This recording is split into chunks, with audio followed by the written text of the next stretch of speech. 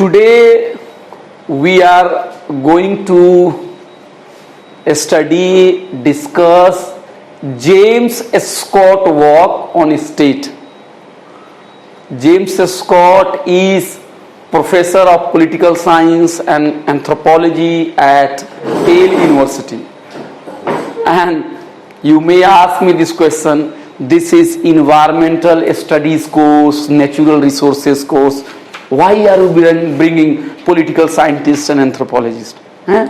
We are tired of reading anthropologists and political scientists. Please, I have told you earlier and I keep telling you that knowledge cannot be separated. A specialization is okay, but we can learn from each other. And James Scott is a must reading in Department of History, Political Science, Anthropology, Sociology.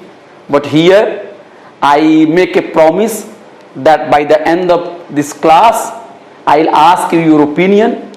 Tell me honestly. Tell me honestly.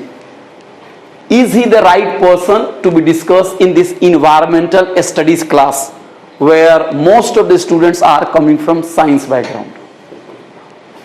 First thing we have to keep in mind, James Scott wrote a book. The name of the book is Seeing Like a State. How certain schemes to improve the human conditions have failed. The book was published in 1998, some 25 years back. So the work still remains relevant. This gentleman, James Scott, is a professor, political scientist, anthropologist, and one thing as an Indian, we should know that his guru is Ranajit Guha. Ranajit Guha has recently passed away. He is very prominent historian, pioneer of subaltern studies. Subaltern studies is a new way of writing Indian history, and Ranajit Guha is the guru, is the pioneer, the founder of subaltern studies. And James Scott said in his book that Ranajit Guha is my guru. So somehow an Indian professor has also influenced James Scott thinking. So we studying history at Indian University, we should feel happy that somebody from our region has gone there and influenced James Scott. James Scott has been influenced by so many other professors, so many philosophers, but Professor Ranajit Guha is one of them. So, what is James Scott doing in his research? What is his concern? Any research has some concern. Any research has some question. So, James Scott is asking this question. Very simple question. He had started his research that why a state is enemy of those people who move around. The question he is asking that why a state is enemy of the people who are on the move, who are moving around. So if I ask you, who are the people who are always moving around? So you know, hunter, gatherers, okay, gypsies, vagabonds, maybe tribal people, okay, nomads. These people are always moving, okay. So if somebody is moving, what does it mean? We also move, we also travel. Let's say in metro, we also take flight, we also travel from one place to another place. We are also moving. But how are we different from those people who are on the move, who keep moving? We are traveling from one place to another place, but our home is there at one place, okay? So we have settled down, but there are people who do not have permanent home, okay? So they move. So a state, I have told you, that we call it in Hindi Rajya. Why Raj is so much frustrated with the people who are moving? This is his question. And again, I am asking why this is relevant to environmental studies. You will come to know it, and by the end of the class I will ask you that is it not relevant to our field? Yes. So why a state is enemy of those who are on the move? So he is saying that people such as nomads, pastoralists, hunter gatherers, homeless, they are thorn in the side of the state. Thorn, you understand? In Hindi it is called कांटा, है ना? वो उनके लिए कांटा है ना? Okay. These people prick the very logic of the state. Okay. So James Scott is saying that the goal of a state is always to make people settle down. It is forcing people to settle down. So why state is concerned about making people settle down, and this concept is called sedentarization. Okay, it is coming from soil, that when it settle down now.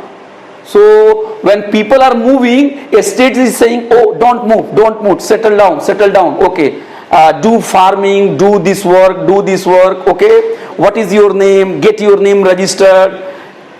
So settle down. So a state concern is that people should not move, people should have permanent house, people should have permanent address. So basically James Scott is saying that there are some key agendas of the state. There are some key agenda of the state.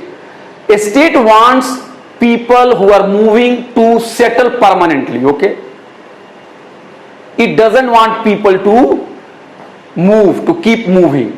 And when the people have settled down, then a state tries to make them legible. What is this meaning legible?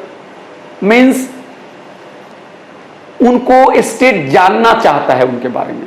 So the state wants to collect information about the people who have settled down. So citizens who are living in a particular region, a state is very much interested in collecting information about you. What is your name? What is your age? Where do you live? What do you do? What is your income? What is your religion? Every detail. Okay. So you might have seen that census is done after every 10 years. Okay. And any paperwork if you do, if you come to take let's say registration in my course, governments and natural resources, you have to write your name, your father's name, your guardian's name, your age, your course, this Aadhaar card, that Aadhaar card, okay, your parents' name. So the question is, why do you need to give your information all the time?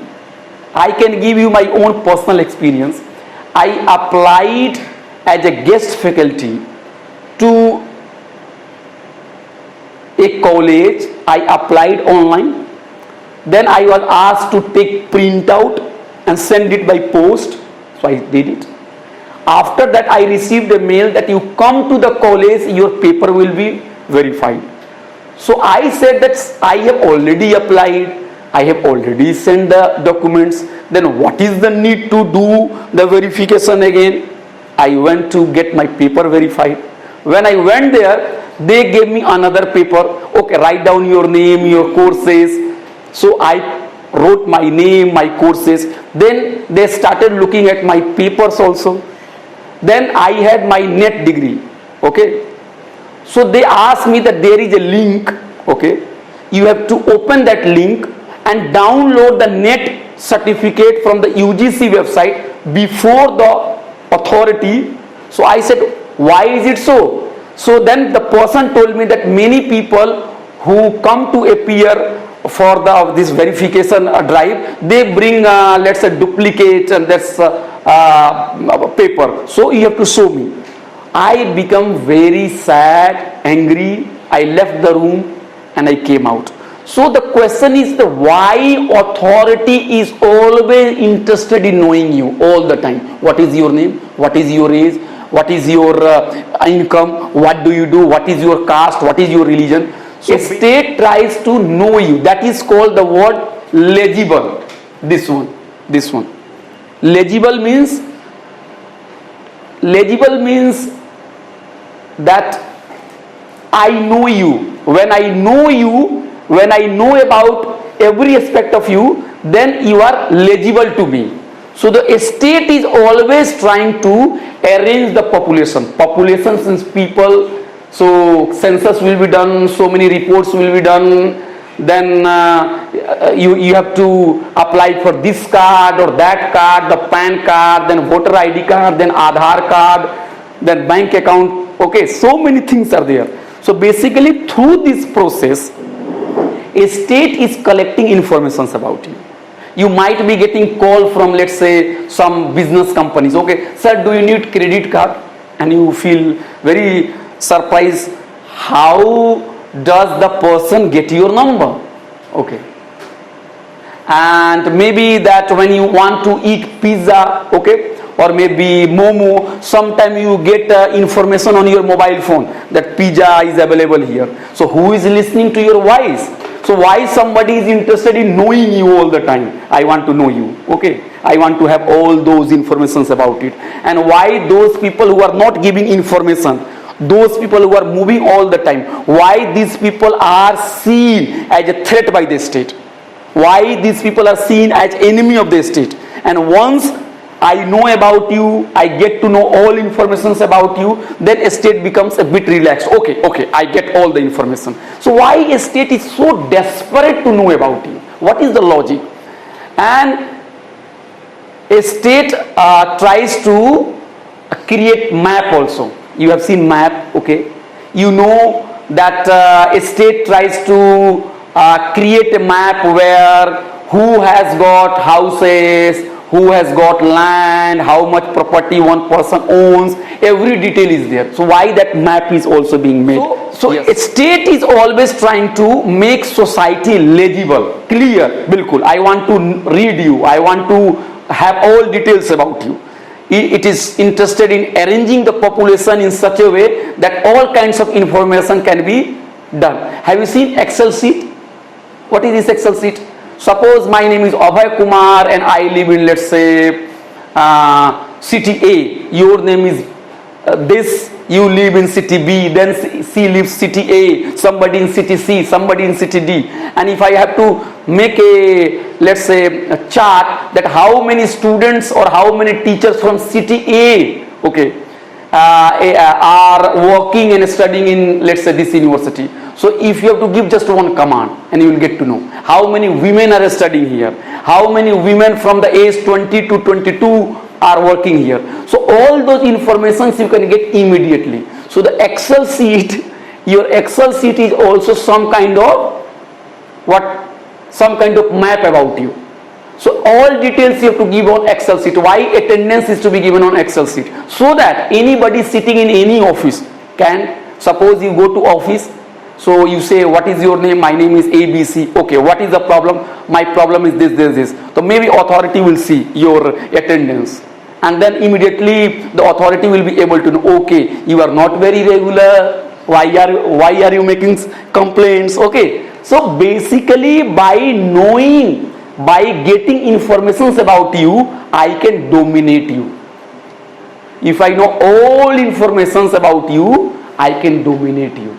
So the information is not collected because somebody is interested in you. No, information is collected so that it becomes easy for the authority to control you.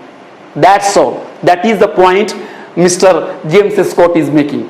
That the people who are on the move, okay, they are seen as a threat by the state. But once people have settled down, all details are taken, then a state becomes a bit relaxed. Have you seen students carrying the identity card all the time? Okay. So you show identity card, then the security guard will say, okay, Good, good, good. But if you say, I don't have a security, identity card, why do I need to carry security card every day? Then there will be problem at the gate also. So the basic agenda of the authority and state is to know about you. And why to know about you? To dominate. And those who are on the move, they are not giving any information. So that is why that section of the people is seen as a threat. So basically, James Scott is saying that a state existed before the modern period. A state is still here in the modern period. But what is the difference between the state in the earlier period and how is the state in the modern period? So he is trying to create a division that a state in earlier period, before the modern period, did not have so much means to know about everything. But the modern state has got capacity to know each and every person. Okay. So you will get to know that in Adivasi area, in tribal area, there was Mughal state. Okay. Before that, there were several states, but they were not able to enter those Adivasis area because it was very difficult. But the modern state, when it came, the first thing it did to do anthropological study about the Adivasi community. What is this anthropological study? To know about the community. Okay. With the development of modern communications, maybe weapons, and then let's say railways, maybe car, buses, vehicles, it has become easy for the state to penetrate inside. Okay. In the modern period, earlier the army was not kept all the time. Earlier, when war was to take place, then the king used to gather the army. But in modern state, army is kept all the time. It is called a standing army. Okay. So even if war breaks out or war doesn't break out, Indian army is there. Okay. Okay. So American army is there. So the earlier army was not kept all the time in such a large number. When situations was grim, then the king used to pass this order to his supporters. Okay, bring people from the rural area. There is a need to wage a war. But in modern period, what is happening? That you have a standing army all the time. So with the help of technology, means of communication, a standing army, big bureaucracy, a state is able to penetrate the hinterland. And it is able to know about, okay, you are Adivasi. What kind of Adivasi you are? Okay, you are Uran, or are you Santhali, or are you Adivasi from Northeast, or are you Adivasi from Uttaranchal, or are you Adivasi from Jammu and Kashmir? I get to know everything about you. Because a state needs information, and once that information is collected, the state will be able to dominate you, to take resources from you, to control forest, to control agricultural land, to tell you what to grow and what not to grow, and then it will be able to collect taxes from you. And in this way, our subject is now getting linked to it. In this way, environmental problem arose. Because the desire of a state is to maximize profit, to take resources. And in this quest for taking resources, what has happened? That at a mass level, natural resources were exploited. And that is why the condition of Adivasis deteriorated in modern time. Before the modern time, there might be problems in Adivasi community. Okay, they might be poor, but their poverty was localized. Okay, their land was not taken away by people outsiders. If there were problems, they were local problem. But with modernity, with modern state, the capacity of the state to extract resources is huge. Why it is huge? Because now the state has a standing army, science and technology is with state, so many innovation has been made in the field of communication and transport. It has got large bureaucracy, it is doing census, its a scholar is going and doing anthropological study. So the state has got data about the community. Okay, which area is rich in wood, which area is rich in, let's say, coal, which area is rich in iron ore, go and collect it. So you understand why this is linked. Unless you know the population, you will not be able to dominate. So that is why James Scott is looking at modern state as a very unique phenomena. A state existed earlier, but earlier the state was not so powerful. Okay, a state exploited people, but that exploitation was limited.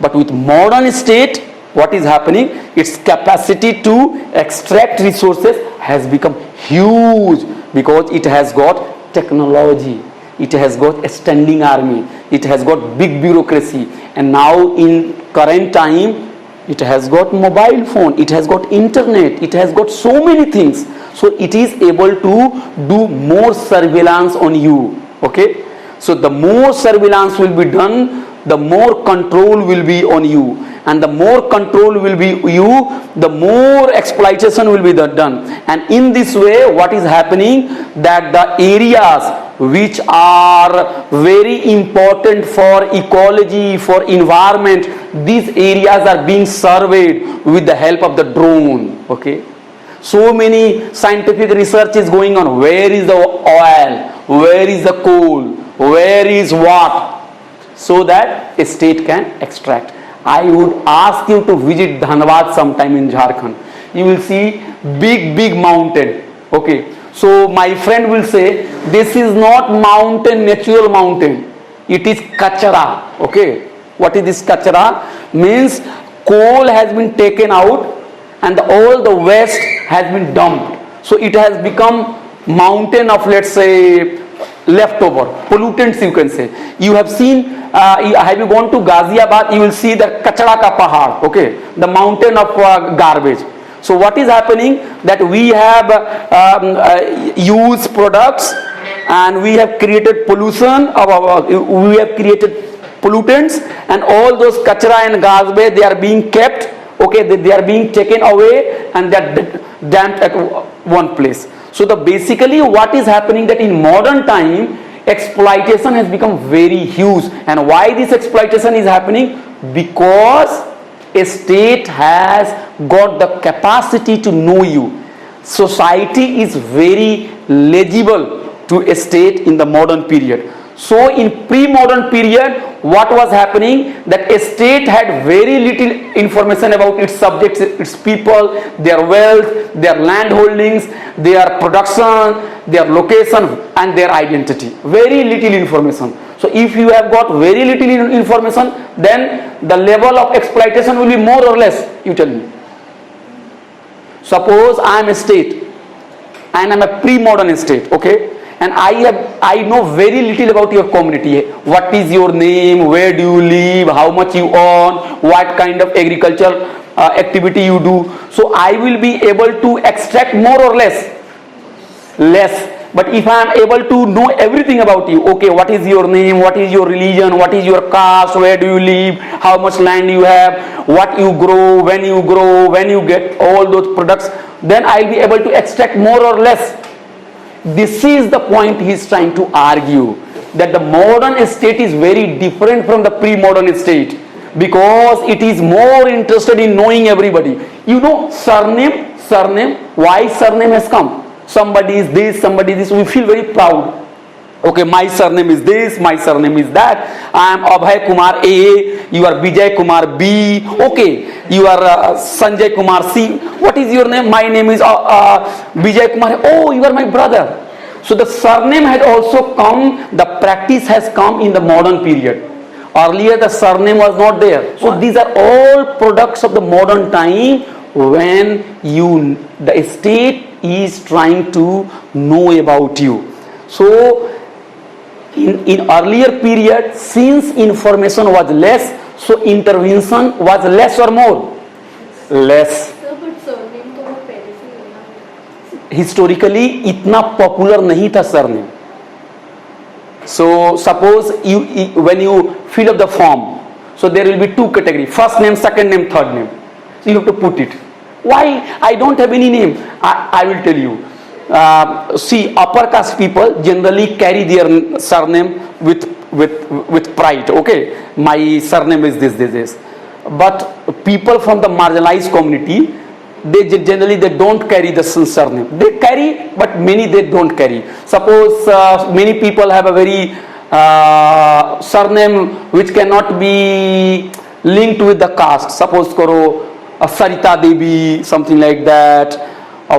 Suppose karo Sanjay Kaur, something like that. Suppose Abhay Kumar. Anybody can put it Kumar. So suppose somebody's name is Abhay Kumar. So generally we will ask, okay, what is after Abhay Kumar? Okay, it happens. What is this Abhay after? What is this after Abhay Kumar? So I will say no, only Abhay Kumar. कुछ और Abhay Kumar के अलावा? No. After कुछ और Abhay Kumar. Then they will ask, अच्छा, what is your father's name? Okay. So why do we ask it? Because the moment I'll say my surname is Dr. Abhay Kumar A. Oh, that is why he was talking like this. Okay, I understood. I thought that he belonged to this caste, but he is like that. That is why he was opposing that policy. I can understand. Those people are always against such kind of policy. Okay, I got it. So the practice of having surname on a mass scale, and it is also promoted by a state.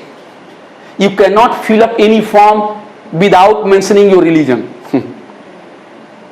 without mentioning maybe your caste or maybe your surname. First name, middle name, third name. First name, middle name, third name. Your caste, your religion. You have to put it. And then sometime what will happen, that the religion which you want to practice, that options will not be there. So you are forced to put one religion to your name or another religion. And if you don't do it, then this is the last day of application, you will not be able to apply. So why a state is interested to look at you all the time? What is your name? So I in the classroom, I don't want to refer to your surname, but I checked it your surname also. Okay, and I know that from where you are coming. So and by your surname I have got to know many things about you. Okay, your surname, from where you are coming, I don't want to disclose in the classroom. You can similarly get to know about myself also. So in the voter list, what is happening, that the surname is there, and the party will go to you and talk to you in a very different language. Suppose if you are Bihari, so the leader, a top leader from, let's say, Bihari state will go to you and will try to appease you. Suppose the same leader. So another leader from the Uttar Pradesh will go to appease her because she is from the Uttar Pradesh. Okay, somebody is from the Punjab, somebody from the Sindh region, somebody is from the, let's say, Haryana region. So the same party has got so many leaders. Okay, and they will go and they will talk in a very different language.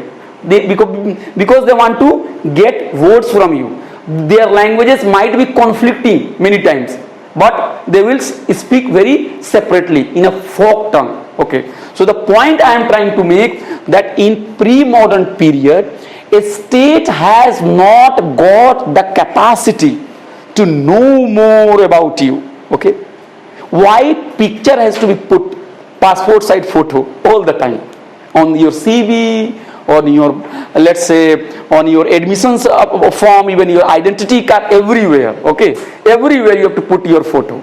So this is linked to what James Scott is saying, that James Scott is saying that modern state wants to make society legible, and legible means it should be understood by the state. Every information should be there with the state, and when the information is with me, with the state, then the state will be able to dominate you. So the knowledge, information are not taken for good reason.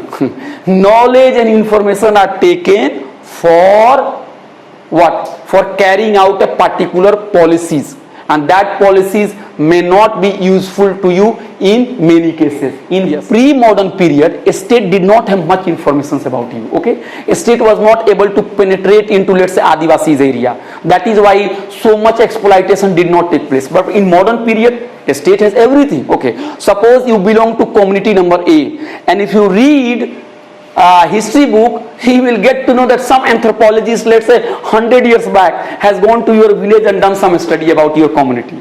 Either that story is correct or not correct, that is another thing, but a study is done. So do you think that the colonial anthropologist went to your village, did a study about, let's say, your community and your caste? Was he doing anything for good reason? No, he was doing it from the point of view of the state. The more I know about your community, I will be able to govern you. So that when the Britishers came to India, they did not came to India with only soldiers and with only weapons. They also brought anthropologists, historians, scholars. And the job of, let's say, army is to suppress you. And the job of a scholar is to know about you, to write books about you. And when you read the book, your understanding is not made through you, through your own community, but it is made through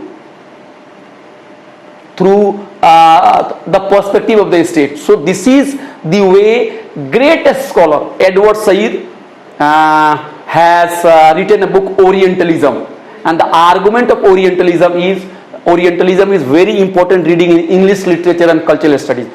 Edward Said is saying that the way we look at the reality, we do not look at the reality from our own point of view. We look at the reality from the Western point of view. And that is why many things which are not true and which are against our own interest, but we hold it true. For example, when British historians came, they wrote that the ancient period was Hindu period and the medieval period was Muslims period.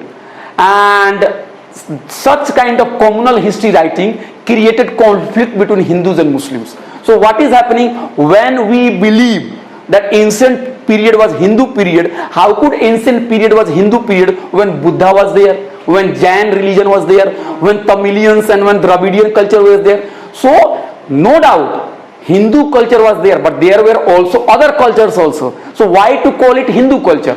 Similarly, in medieval time, Islam was not the dominant culture only. So many other, Sikhism was there, Christianity was there, okay, Bhakti movement was there. So why to call it only the Muslims period?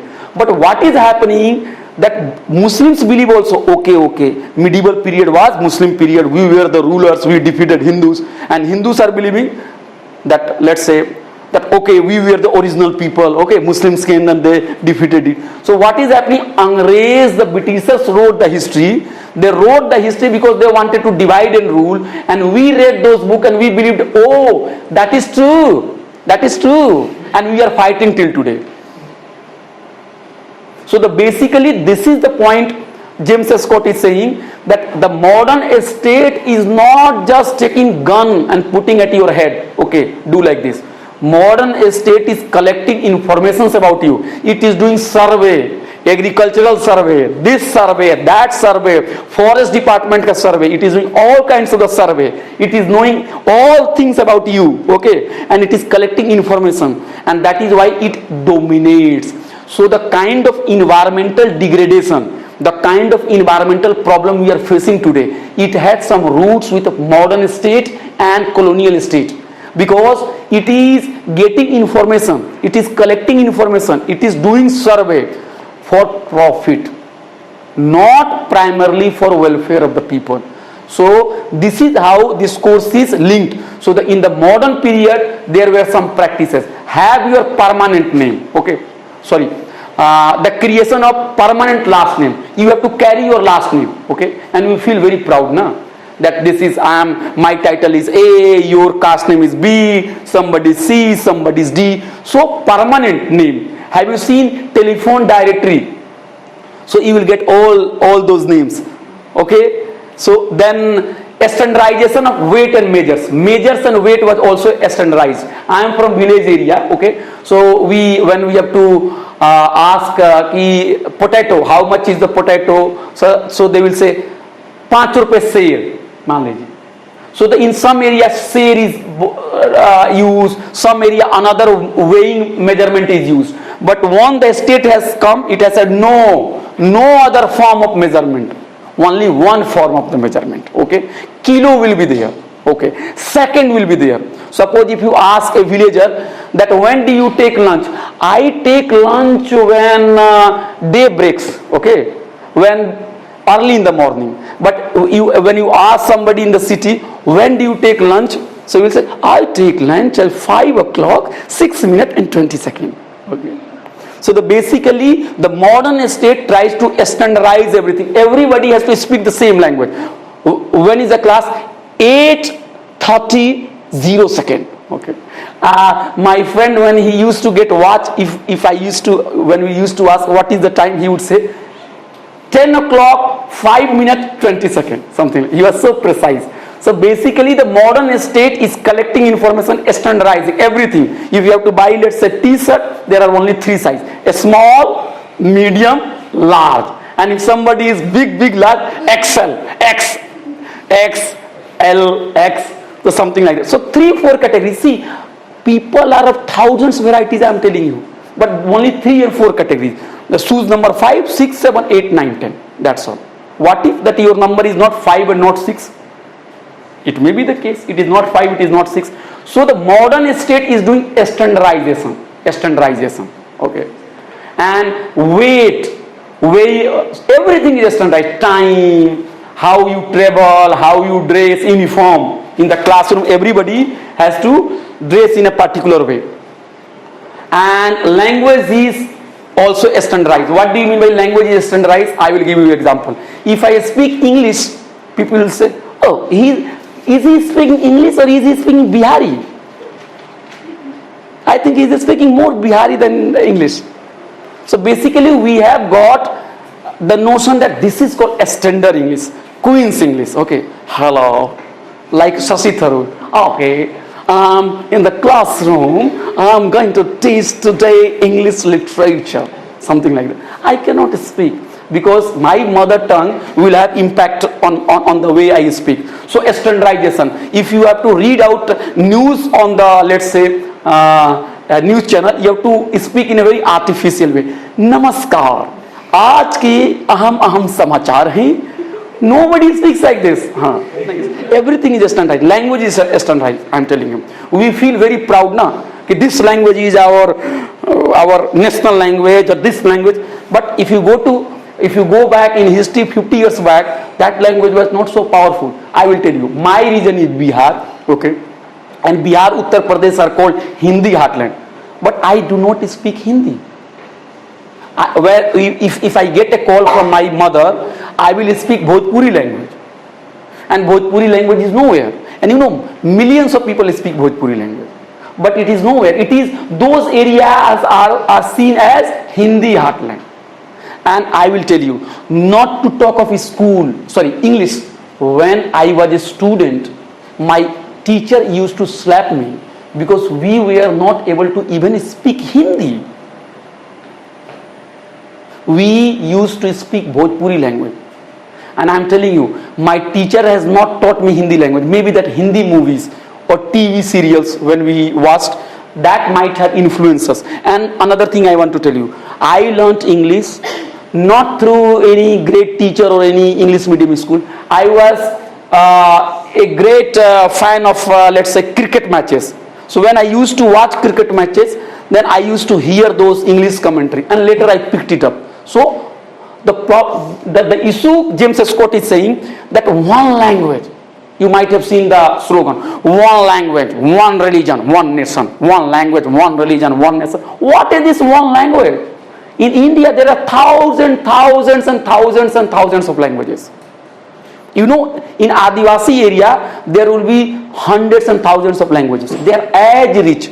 There is a professor, his name is Professor Ganesh Devi, G.N. Devi, who has written books, multiple volumes of the book, and he has done linguistic survey of India.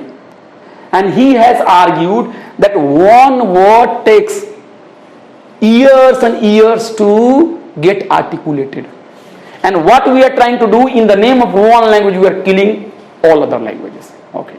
So I will ask you, I am from Hindi heartland. I feel very proud. Hindi is great. But she is from Punjab. Why I am not learning Punjabi? You are from Tamil Nadu. Why I am not learning Tamil language? You are from Sindh. Why I am not learning Sindhi? Why everybody speaks one language and I am not sensitive to other person?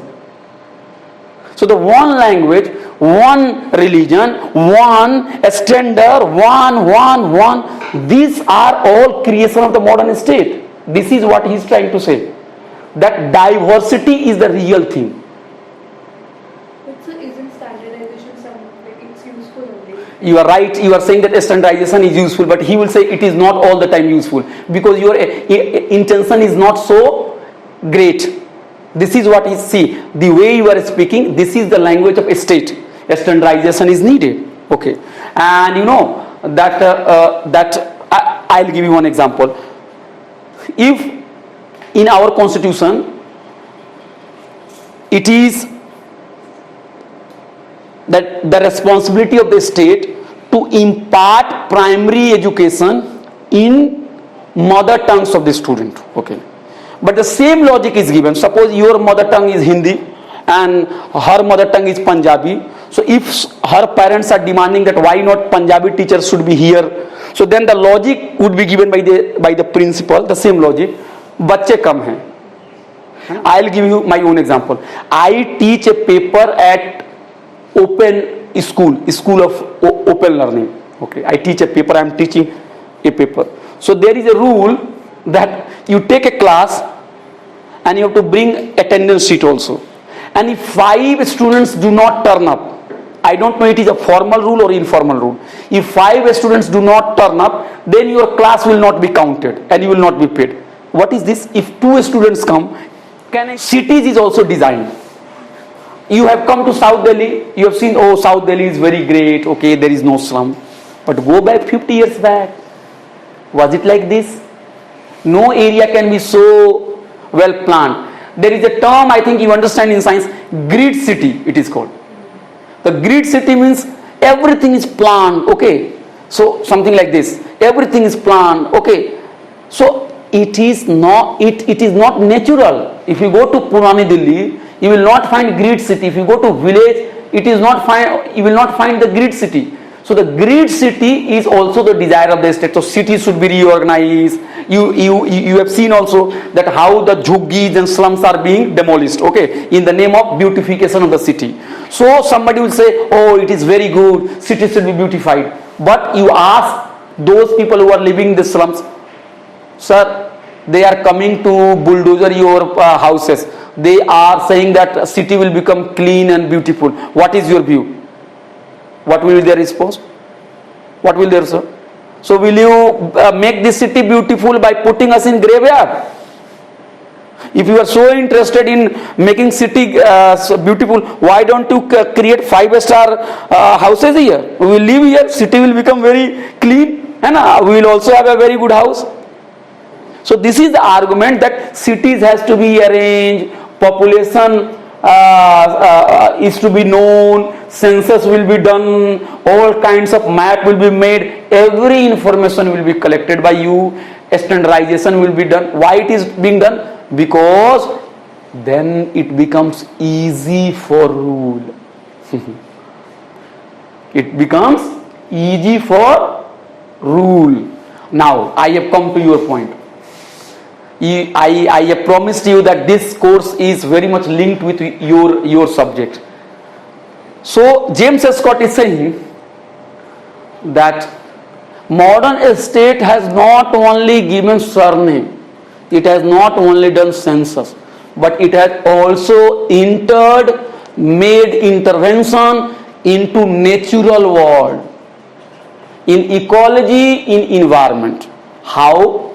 See, the natural world was organized. Have you seen park? Park is very much modern phenomena. If you go to nature, na, you will not find park, hai na?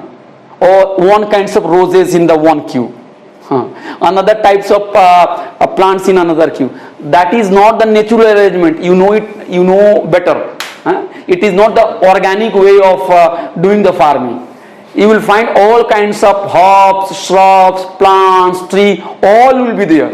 It can't be one type of let's say flower. If you go to any mall, you will find that a particular kind of trees are only planted. Okay, that may not be natural to that place, but you have to make that place very beautiful.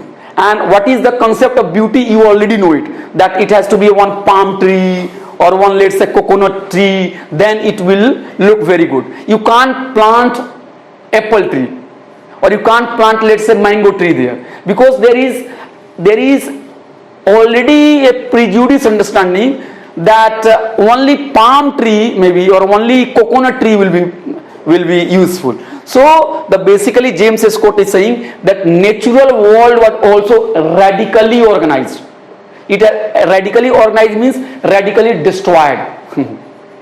Natural world is also destroyed in the modern period by the modernist state. Okay, and if you do farming, if you go to, let's say, natural world, you will not find one type of crop. Will you find? You will find multi types of crop. And you tell me, you know better than me, multi types of crop is better, more good for the nature, or monocrop? Multi-crop. Multi-crop. So what is happening? That monocrop was promoted. Commercial crops were promoted. Forests were cut. And then new kinds of forestry was done. I told you in the previous class, Nilgiri plant was forcefully planted. Okay, so what has happened, that it has led to water shortage, because it needs lot of water. So the problem is not with Nilgiri plant. I am telling you, problem is not with the Nilgiri plant. It is not suitable for this condition. So why you are putting Nilgiri plant? Because it is needed for pulp industry. So the basic argument of the basic logic behind reorganizing agriculture, reorganizing forest, is not welfare of the people or welfare of the, let's say, animals and plants. It is what? Profit. The commercial interest. You might have seen that many grains are now being diverted for making oil or something, fuel. So if it is being carried out in a massive scale, what people will eat? What poor people will eat? So the question is not that we should not make oil or make a petroleum product or maybe fuel out of the grain, but we have to keep in mind the interest of the poor people. Because if grain is not available to them, and if there is a grain shortage, rich people may not be affected, but the poor people will be first to be affected, and so many people will die because of famine, because of starvation. So why I am teaching this paper? Because James Scott is now sitting with you and telling you as a student of environmental science that look, you have to understand that the way the natural world is being organized by the state, it is not organized for the welfare of the people, for the welfare of flora and fauna, for the animals. It is organized in such a way that profit can be generated. That is why monocrop is being done. Okay, one kind of plant, okay, which is yielding more product, that is being repeatedly being grown. So there is, I don't know much science, but we have heard it that we should try to grow seeds and plants in a variety of ways. We should not keep growing same kind of crop all the time. Otherwise, the fertility of soil will go away. But suppose you get to know that one kind of crop is getting good result, so you will keep doing like that to replenish the, let's say, fertility of the soil. You will buy some natural, some artificial fertilizer and you will put it. So what will happen after long time? The quality of the soil will increase or decrease? decrease. This is the point he's trying to make. That the whole project of the state to know you, to make, to get all informations about you, to put your name in, let's say, census report, to organize agriculture, to organize forestry, to grow one kind of crop that is commercial crop. These are not good for ecology. This is what he is saying.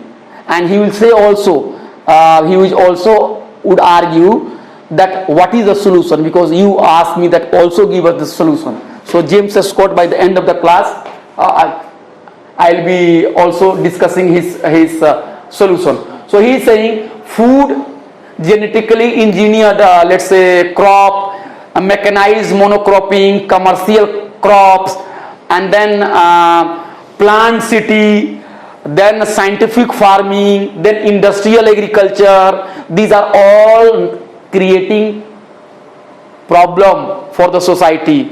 Then capitalist logic, large scale capitalism, these are creating problem. And flora and fauna is organized in such a way to suit man's interest. That is not good. That is not good for the environment. So basically he is trying to sensitize you that you have long view about environment.